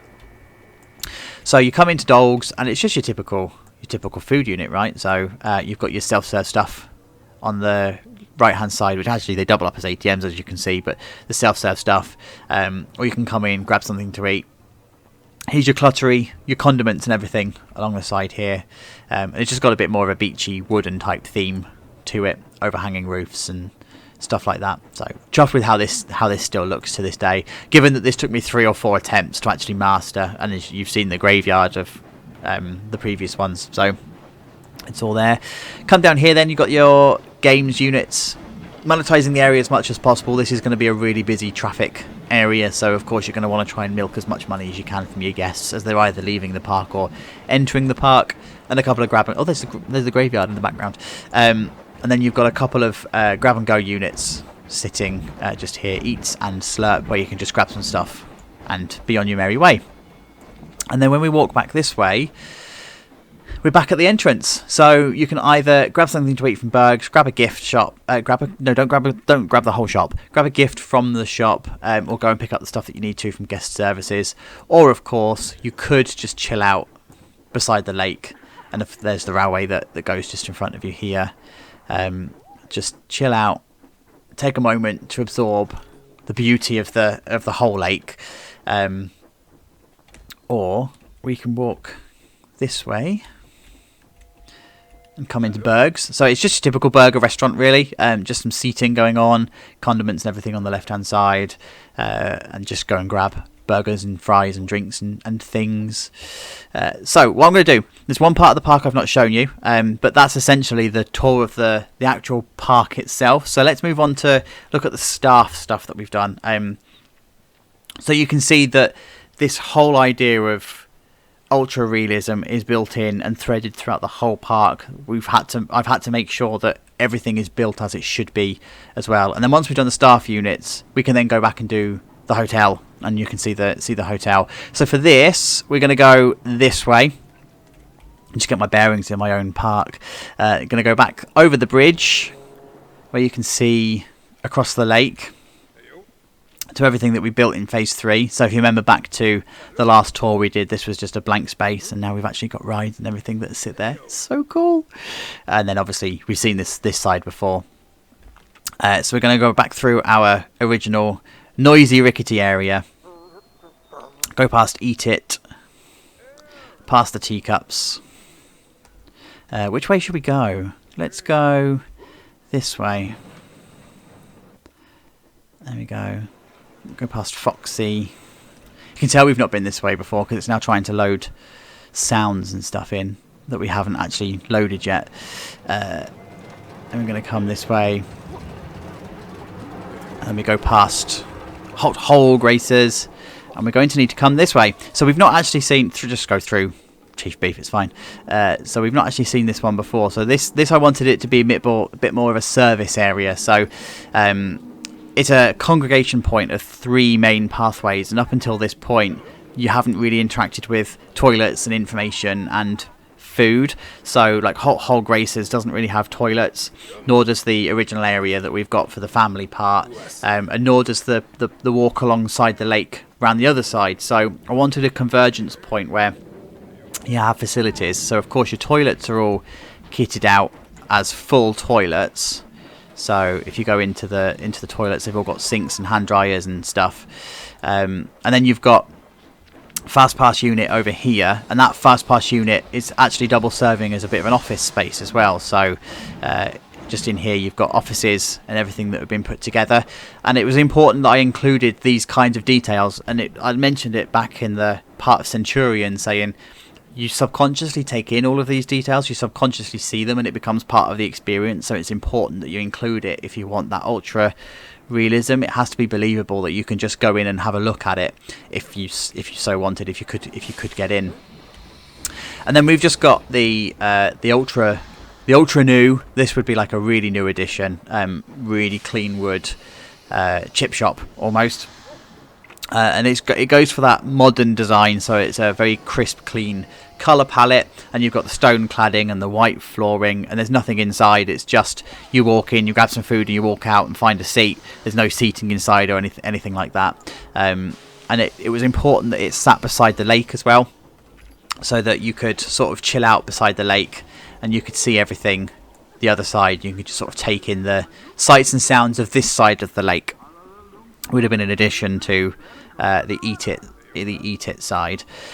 So from here we're then going to go take a look at the staff units. So we come through, I've got to try and get my bearings now, come through this way past Tepio, and we head back past Daredevil Rapids. It's this way, isn't it? So past Power Tower, Daredevil Rapids, yeah, there we go, into the flat ride area. Can quite easily get lost, you know, in this park. Past Thunderer, past Spyro. It's this way. There we go. There's a reason I pointed this out earlier on. So go past the flat rides, and here we go. So we enter the service roads. And so now the service roads in the background, this is where all of the staff would live almost. This is where they're all going to work. So you've got the reservoir for the Rapids ride on the right hand side, and you've got a main canteen area on the left hand side. So we can come into the canteen area, and you can see this is where the staff would come and chill out. You know, they come off park, they come and grab something to eat along this side. It's sort of more of like a buffet, self-serve style, restaurant-y type thing. And then they can just come and chill out in a vastly canteen-style area. And then you've just got some entertainment and whatever in the middle, just to make it a bit more of a fun environment. And then we walk out back to the road. There we go. And then we come down this way, and then you've got the actual office-based facilities. So along the top on the right-hand side here, we've got the control room. And this is where your main park stuff is going to happen. So this is like a command center, like a nerve center almost. It tells you the opening times, the queue times, what's broken, what's not, any reported incidents and stuff like that. Through here you have security, and you also have, so this is an empty room deliberately because it's a sluice, what they call a sluice gate. And then in here you've got your cash office. So inside of there are all safes and everything. And then this side you've got your security, where your security will live, making sure that your park guests are all kept safe. And again, you've just got a massive screen to report any kind of incidences and stuff on. I'm going to be lazy. I'm just going to walk through the office like that. And we come this way then, and then we come down to the actual office space. So I wanted this to be very rampy. It's a word now, rampy. And then we come down to our office space. So we can look through the window here, and you can see that the offices are all fully kitted out as you would expect them to be. And this would be typically where your main departments all live. So, you know, your finance, your HR, your training, your marketing, everything. Everybody that runs the park will all be living in here. So you've got like a breakout, chill out area here, and a massive open plan office that are in this sort of space. You can come down here. There's another open plan office on the left hand side, and then you've just got a more sort of like CEO style office, a bit more spacious on the right hand side. You've got a call center that lives in here. So, you know, it's creepy. There's just dude stares at you as you walk through the door. Yes, you've got a bit more of a call center in here. This would like be customer services and reservation lines and stuff, with offices that are, again, it's all kitted out as an actual office. And we come back out this way. I'm just going to walk over the counters. There we go. And then we're going to come back this way. So this would be like your studio where you'd come to do rehearsals and things. So like a dance studio. This is where you'd come and get ready. Get ready into your Gulpy costume, and then you go out into the park from there. And so you've got toilets and everything that are at the back here. Here we go. And then toilets that are at the back. Oh no, that's not toilets, that's outside. Yeah, so anyway, you've got toilets, and then you're going to come walk in this way, and then it's just another office space. But this would be more training facilities than office-based space. So here you've got like a smaller meeting room, another smaller meeting room, but this one is a much bigger training room. So you'd stand sort of like presenting and whatever here, and this is the view that you'd have of all of your participants looking at you sheepishly because it's their first day. And then you've got multiple other training rooms as well. So there's one on the left hand side there, one on the right hand side. No, it's the other way around. One on the left, one on the right. And And then the last one to show you, where am I? It's this way. Walking along this way, and then you just got your main office building here. So your reception lives right at the front, right here. There we go. So there's your reception, and then you just walk through, and it just L's out as 2 office spaces. I won't bore you with the offices because they're all just offices, right? They're all kitted out the same way, so let's not do any more of those. But just to point out, here's your wardrobe. This is where you go and pick up your uniform. So when you're going out onto park, you come and pick up your uniform. And then just a breakout space, a bit of a kitchenette area. So from here, come back out this way, and we can go back through the plaza like this. And I wanted this to be a bit more open, right? I wanted it to feel that way. Go up the ramp for your disabled people. We're just going to go up the hill because we can. And then we open up into a more industrial style like maintenance warehouse area. So this is where your recycling and everything is, and your gardeners, and like the more operational side of the park. All of your bins and everything would come here to be emptied, and your recycling would all get done here. And everything's taken away. Like this is your trash area, and I'm quite pleased actually with how this looks at peep level. And then inside, I think is this one. It's your garden area. So I didn't do anything in the end. I know I said in the previous episode that I was going to do some stuff, but piece count and everything, I just left it alone. But this is essentially where your plants and everything would be stored overnight. This is like almost like a greenhouse space, and you'd be growing new plants and everything here as well. So yeah, it was quite important I included this. And then you've just got a couple of warehouses as well on the opposite side, just for storage and everything. So and you get some strange views. And the clutter really brings it to life. Like if you look at around, it just looks like it's living. It looks like an actual maintenance area, as it should be. Especially this recycle area. Like when you come down to ground level, it just looks like a proper maintenance area. So anyway, we're going to come this way, and we're going to go around the outside of the park, the perimeter of the park, where this is where I was talking about having like immersive outside of your park things. So if we were to go around this way, you would see that there's like a farm and everything that just makes it feel like the park belongs in a space.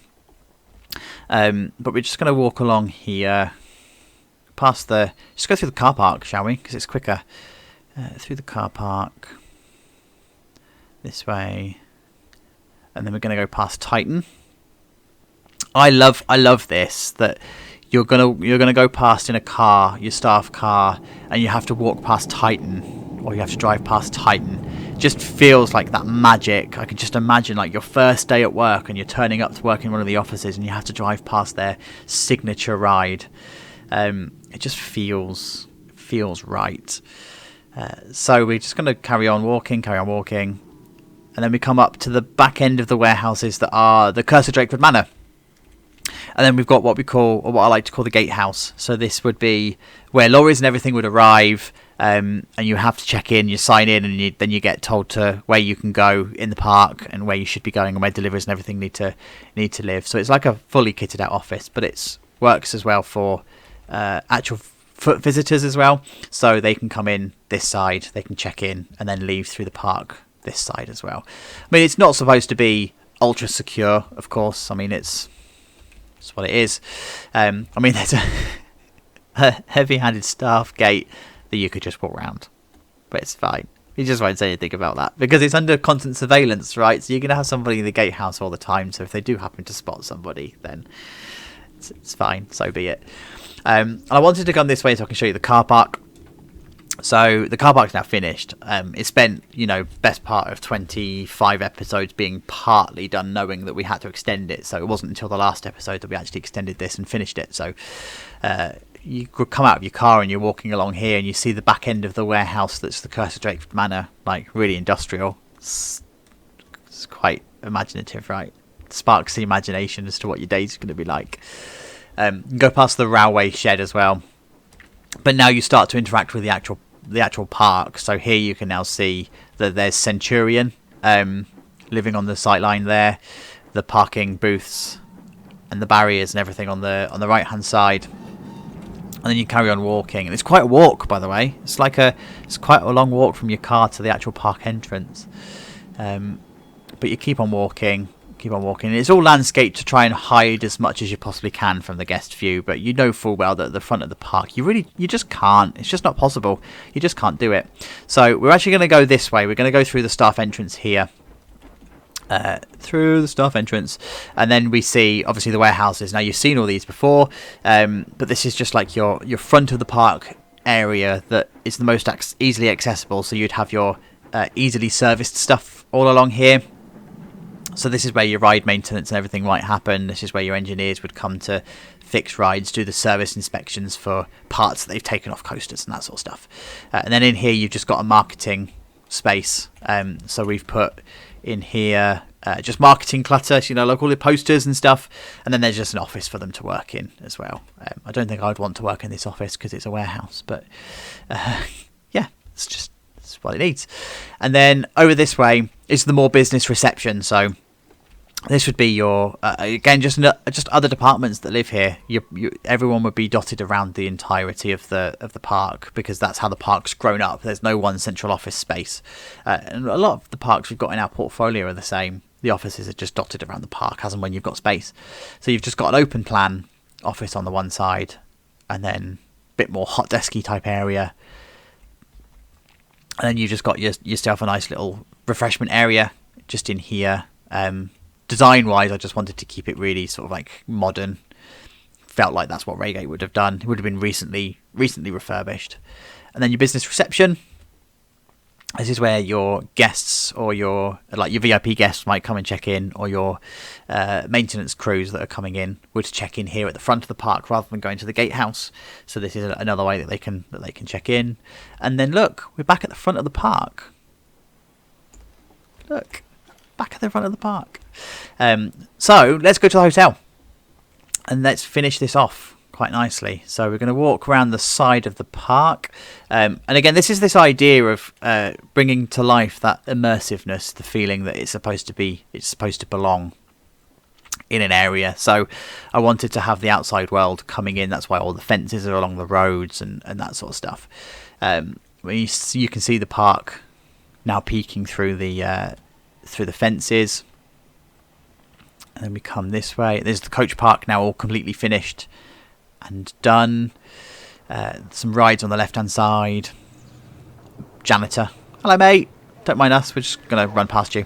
And then the log flume on the left hand side, so you can hear like all of the splashes and the sounds and everything from the actual log flume just peeking through. This is probably the better car park to walk from, actually, because there's no warehouses and stuff in the way. Then we go past the drop off zone where people can come in, drop people off, buses and stuff. And then we come to the hotel car park. So the hotel car park is on the left hand side. And then we come to the actual hotel entrance. A bit more modern, a bit more new, a bit cleaner. There we go. So we come to the roundabout. And we come up to our hotel called The Retreat.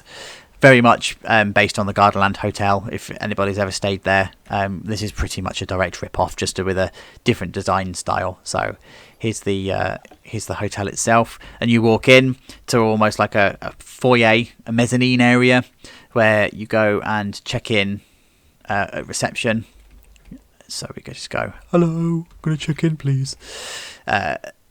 Yep, and then you've got a gift shop over on the other side, just in case you wanted to buy some fun stuff. You've got a bar and a restaurant down on the left hand side. Underneath us, we've got, well, there's a monkey there. We've got an arcade. So let's go downstairs. Here we go. So it opens up into an entertainment space. So there would be shows and stuff that would happen here.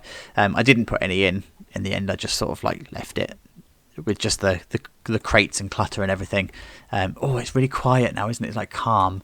So here's your inside arcade for the actual hotel itself. So grabby.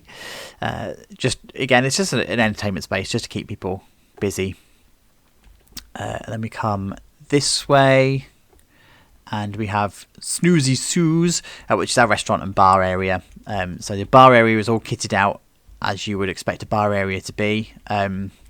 Like come and order drinks and things, and come and grab a seat by the pool and just listen to the waterfall and everything that you've got over there. If you're coming for a conference, we also have a conference centre as well. So here's like almost like a conservatory style conference area. Then you come into the main conference reception, which is like a more of a meeting space, you know, like one of those stand up and chat meeting spaces. And then inside you've got an actual more formal conference centre, all laid out. So you'd have many different events in here, you know, weddings and big conferences and seminars and that sort of stuff. It's got a bar of its own if you're wanting to have weddings and stuff. And we come back out this way, and out into the gardens. I love these gardens. I'm just so pleased with how they turned out. So you've got central fountain and waterfall here, just to give like something central to gravitate to. Again, it's that landmark thing from before. And then we've got a poolside bar that you can just come and grab drinks and stuff at. So you can come and chill out beside the bar, or you can come and chill out beside the pool. There we go. And then you've just got the actual waterfall itself. It's just lovely. Like it's a nice space. You can come and just lounge in the sun, do what you need to do, chill out. You can still hear the park from behind, but the actual waterfall blocks most of the view. And that was the whole idea. It was supposed to be a bit more of a lagoon. It's supposed to be a bit more of a chill out space where you can just remove yourself from the park if you want to, but still have that theming of that park. And then lastly, we head to our rooms. So a couple of ways that we can go in, but ultimately you go in past a foyer with lifts and everything, elevators on the one side, and then stairs on the other. I think the stairs are around here. Yeah, so you've got stairs, but all of the rooms are kitted out. So we come into room 116. All of the rooms are kitted out exactly as you'd expect from a hotel room. Loads of beds, bit of chill out space, all the facilities and amenities that you'd find in an actual hotel room. And of course the bathroom. Bathroom's kitted out as well. And yeah, so that's where you'd come and end your day. So everybody, thank you so much for coming along to this ride. I mean, this has been a proper journey. It's been a 6-month journey. It's been hard work. Really, really hard work. A lot of hours have gone into this. I think I calculated that it's about 1,600 hours of playtime that have gone into this. I think it was 1,600. It's around that figure. Say 1 million pieces that have been added into this park. It's just vast. It's massive, but it's been so enjoyable. And it's you guys that make that happen, right? So I really hope that you've enjoyed the series. I really hope that you're going to come along for the next one. The next one's going to be shorter. It's going to be a much smaller project. I need to do something that's just a bit more casual play style before then embarking in another Raygate Lake style project. So if you do like what you see, you know what to do. Like and subscribe and comment and everything. I love chatting to everybody. But I guess that's it. Raygate Lake is officially put to bed. That's the tour, everybody. Thank you so much. I will see you all soon. Please look after yourselves.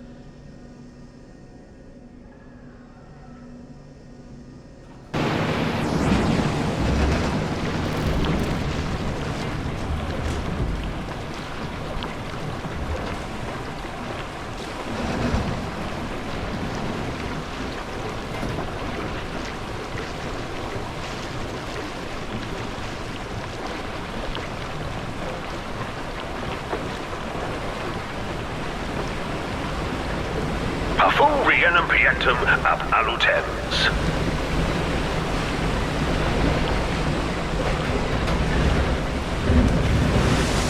Pafurian and Pietum ab Alutens.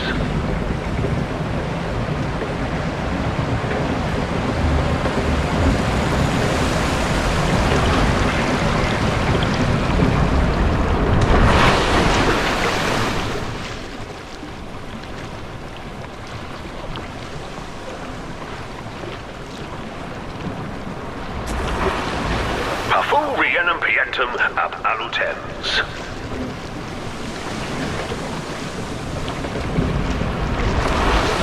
Pafurian and Pietum ab Alutens.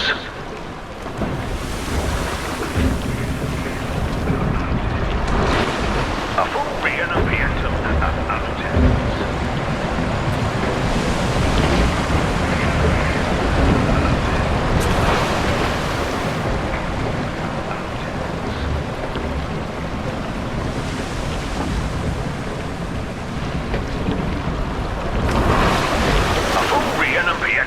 Ab Alutens.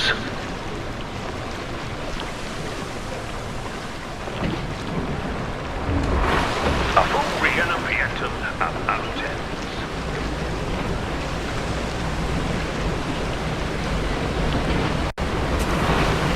Pafurian and Pietum ab Alutens.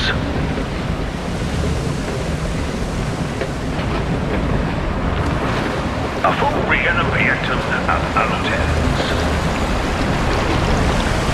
Ab Alutens.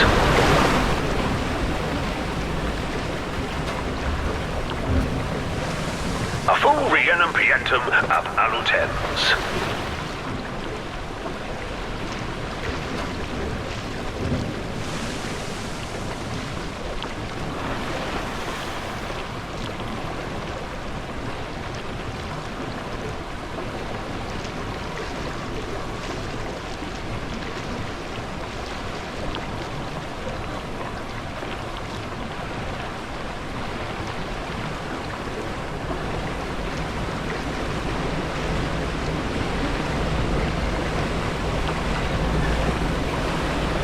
Pafurian and Pietum ab Alutens.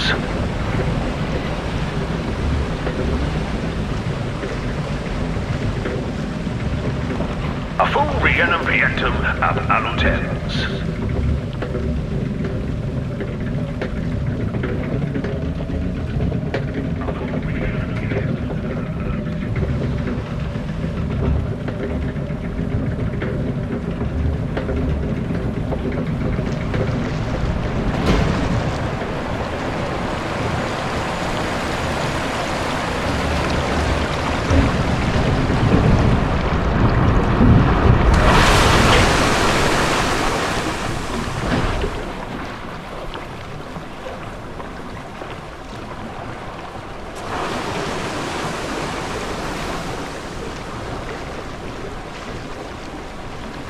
Pafurian and Pietum ab Alutens.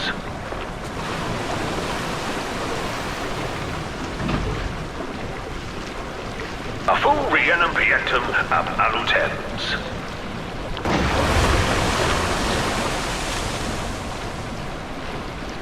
Pafurian and Pietum ab Alutens.